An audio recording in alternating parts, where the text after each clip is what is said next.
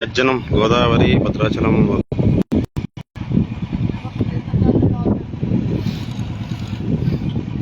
Boat ఎక్కారు అందరూ.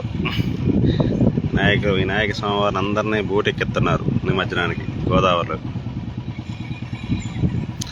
చురుగ్గా సాగుతుంది. భద్రాచలంలో నిమజ్జన ఉత్సవాలు.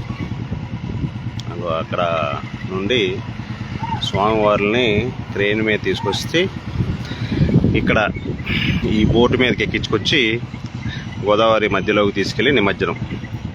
అది మరి ధరమ్మట పెట్టి మరి నెట్టకుండా స్వామివారిని మరి కొన్ని చోట్ల నిమజ్జనం ఎంత ఈజీగా చేస్తున్నారంటే ఏదో నెట్టేస్తున్నారు. అన్ని రోజులు పూజలు చేసి అంతగా భక్తి శ్రద్ధలతో స్వామివారిని పూజించి నిమజ్జనం టైంలో స్వామివారిని ఆ క్రేన్ల మీద నుంచి మరీ ఘోరంగా నెట్టేస్తున్నారు. అలా కాకుండా ఇక్కడ ఓ మాట చెప్పాలంటే గౌరవంగా అంగోండి ఆ పడవలోకి ఎక్కిస్తున్నారు. చూడండి, ఆ క్రేన్ సహాయంతో పడేయకుండా ఆ పడవలోకి ఎక్కించి ఆ పడవని ఆ గోదారమ్మ మధ్యలోకి తీసుకువెళ్ళి స్వామివారిని నిమజ్జనం కార్యక్రమం చేస్తున్నారు.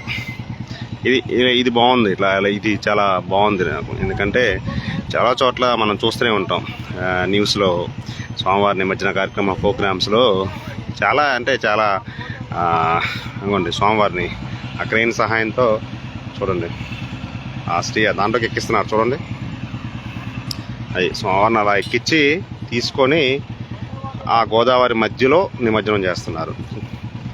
చాలా చోట్ల స్వామివారిని చాలా నిర్మోహమాటంగా ఏదో నెట్టేస్తున్నారు.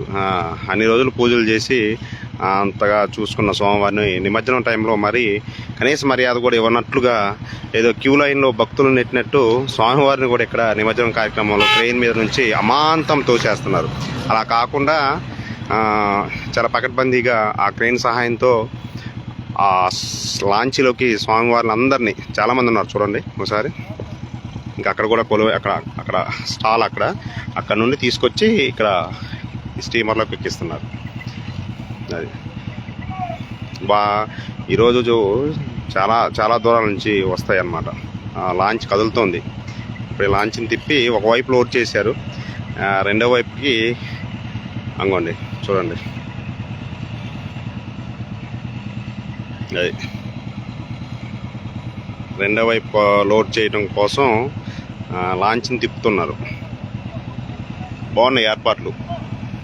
భద్రాచలంలో స్వామివారి నిమజ్జన ఏర్పాట్లు మాత్రం నేను చాలా నిమజ్జన కార్యక్రమాలు చూశాను, కానీ ఇదిగా కాకుండా చాలా సిస్టమేటిక్గా అయితే ప్రస్తుతం అయితే జరుగుతుంది. మరి సాయంత్రానికి హడావుడి అయితే మరి ఎలా చేస్తారనేది తెలియదు, కానీ ప్రస్తుతం అయితే సిస్టమేటిక్గానే జరుగుతుంది. పోలీస్ పహారా మధ్య ఎవరిని కూడా కిందకి గోదావరిలోకి కనీసం కాలు కడుక్కుందాం అనుకున్నా. ఈరోజు భద్రాచలం వచ్చాను, ఎవరిని కూడా కిందకి దిగనీయట్లేదు భద్రాచలంలో. పోలీస్ పహారా మధ్య కరకట్ట మొత్తం నిర్మానుష్యంగా ఉందన్నమాట చాలా వరకు. ఎందుకంటే భక్తులను కూడా పైకి రానిట్లే. గుడి దగ్గర నుంచి మొత్తం బారికేడ్లు వేశారు. నేనేదో సందులోంచి దూరొచ్చాను. మొత్తం బారికేడ్లు వేసేసి చేస్తున్నాను. స్వామివారు వెళ్తున్నారు.